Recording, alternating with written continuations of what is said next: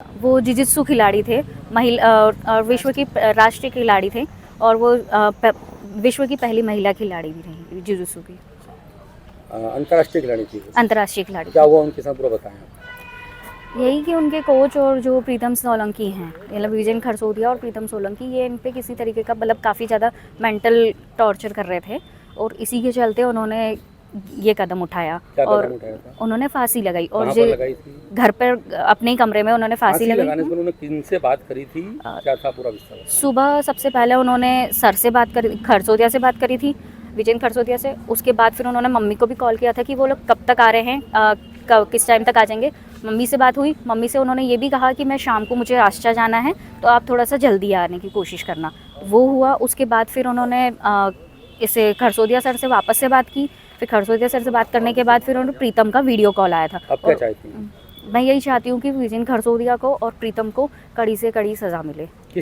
Sir, ये तो देवास के लिए नहीं, पूरे मध्य प्रदेश के लिए बहुत दुख का विषय, क्योंकि वो पूरे मध्य प्रदेश का गौरव थी, और उसने इतनी बड़ी घटना को कैसे अंजाम दिया ये हमें पता भी नहीं है क्या है क्या नहीं है। आपके संपर्क में कब आई थी? कैसा उसको खेलने का शौक था? मेरे संपर्क में तो वो 2008 से थी, और बहुत ही जिज्ञासु लड़की थी, बहुत होनहार लड़की थी। आज उसने इतनी मेहनत करी कि जिसको देवास का नाम उसने आज एशियन लेवल पर, एशियन गेम्स, वर्ल्ड लेवल पर रोशन किया।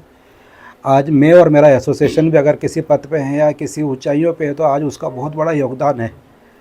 कई अंतर्राष्ट्रीय प्रतियोगिताओं में पदक प्राप्त करके देवास का नाम गौरवान्वित, राष्ट्रीय प्रतियोगिताओं में पदक। कैसा व्यवहार था उसका आपके प्रति, लोगों के प्रति, बच्चों के प्रति? अगर व्यवहार का पूछे तो बच्चों के प्रति तो एक माँ के समान रहती थी वो, और सबसे बड़ी बहन की तरह रखती थी, और सब बहुत फ्रैंक व्यवहार था। जिस परिवार से, जिस व्यक्ति से एक बार जुड़ जाती थी, वो वापस टूटता नहीं था उससे। और उसके अंडर से कई अंतर्राष्ट्रीय खिलाड़ी निकाल के तैयार करे।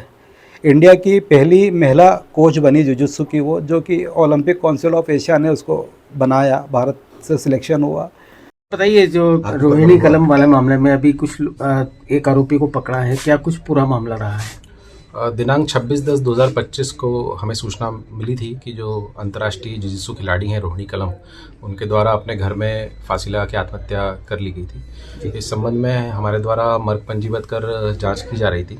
जांच के दौरान परिजनों के कथन और जो अन्य साक्ष्य हमें, जो तकनीकी साक्ष्य हमें इस प्रकरण में जांच के दौरान मिले थे, उनके आधार पर ये पाया गया कि रोहिणी कलम जो थी, उनको उनके कोच विजेन खरसोदिया और एक अन्य आरोपी प्रीतम सिंह सोलंकी द्वारा लगातार प्रताड़ित किया जा रहा था, जिस प्रताड़ना के कारण उनके द्वारा आत्महत्या की गई थी। इस आधार पर प्रथम दृष्टया जो हमको साक्ष्य प्राप्त हुए, उनके आधार पर जांच उपरांत कल दिनांक को हमारे द्वारा अपराध पंजीबद्ध किया गया है, जिसमें आरोपी प्रीतम सिंह को गिरफ्तार करके माननीय न्यायालय के समक्ष प्रस्तुत किया गया है, जो जिन्हें जेल भेजा गया है माननीय न्यायालय। दूसरा आरोपी सर? दूसरा आरोपी विजेन खरसोदिया जो है, उनके लिए भी हमारी टीम लगी हुई है, और जल्दी हम उन्हें भी गिरफ्तार कर लेंगे। सर, ये केस आधार पर